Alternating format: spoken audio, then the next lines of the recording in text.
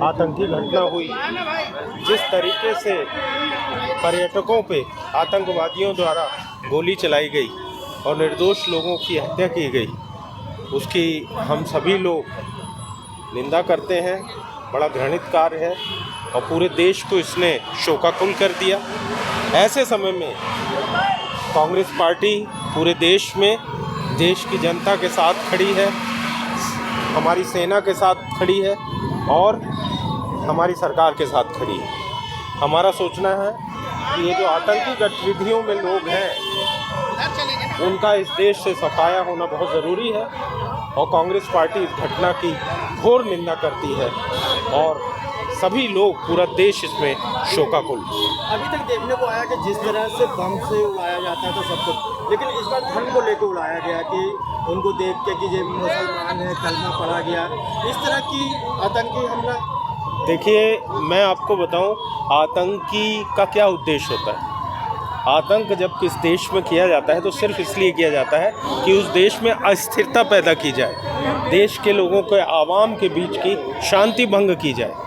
तो हमारे देश में अगर वो ये कह के कि मुस्लिम व्यक्ति है उसको हम छोड़ रहे हैं, हिंदू व्यक्ति है हम उसे मार रहे हैं, इस तरीके से वो देश के अंदर सामाजिक सौहार्द बिगाड़ने का काम कर रहे हैं। वो देश के अंदर आम रहवासियों के बीच में मुस्लिमों के प्रति दुर्भावना भरना चाहते हैं। वो उनके बीच में भावना भरना चाहते हैं कि हिंदू होने का हमको सज़ा मिले। ऐसा नहीं है। बंदूक और गोली ये किसी के धर्म को नहीं पहचानती, धर्म को पहचानता है आदमी। बांग्लादेश से चला कश्मीर तक ये मामला आया है, एक हिंदू दूसरे मुसलमान का, कहीं ना कहीं टारगेट देश की अमन, चैन, शांति है। हमारे देश की एकता टारगेट है, हमारी देश की अखंडता टारगेट में है।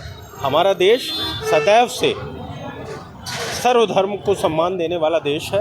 हमारा संविधान देता है, हमारे देश में एकता है।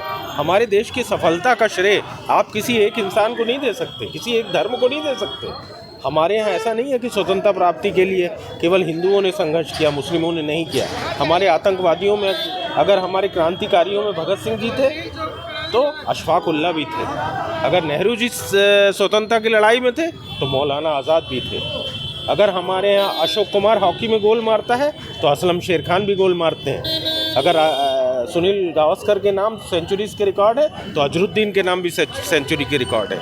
ये देश सबसे मिल के बना हुआ है।